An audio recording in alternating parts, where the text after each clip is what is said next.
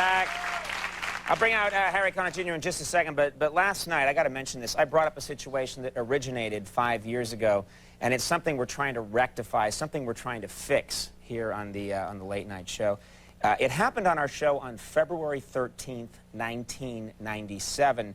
This is all true, my first guests on the show that night were Siskel and Ebert, and we got caught up in a conversation, and it was going good, so we talked for a long time. I actually did an extra segment with them, 2 segments.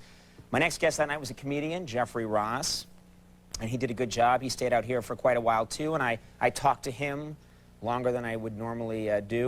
And then the next thing we knew, the show was over. We had run out of time. There was no time for our third guest that night. Take a look at what we had to do.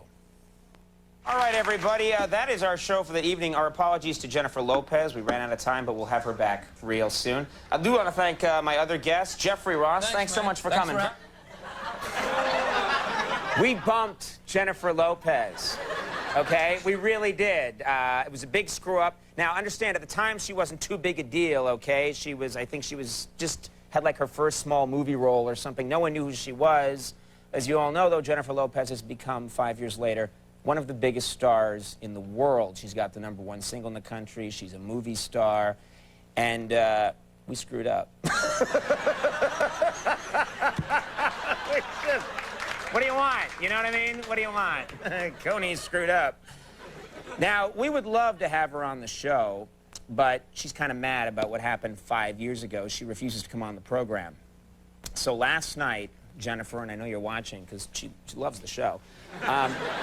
Last night, I tried to lure you back on the show with my solemn promise, and I said this last night, I promised you that you would not get bumped again if you came back, and I guaranteed it by having you not be the third and final guest on the show when you come back, but the second guest on the show right after Dateline anchor Stone Phillips, okay? Well, I made that offer last night, and I waited by the phone all night long. I haven't heard from you. I can only assume, from your cold silence, that there's some kind of feud between you and Stone Phillips.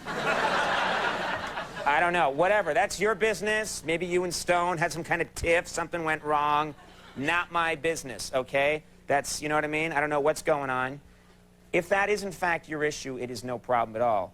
I promise tonight I will move you to our May 7th show, where you will be the second guest behind actor Five-ish Finkel, okay?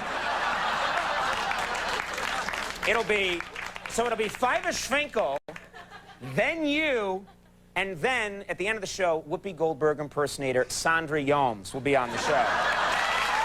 I think that's a fair offer. So give me a call. Give me a call. I bet you she calls the minute the show is over. That's what I bet. And I'm never wrong. Never wrong.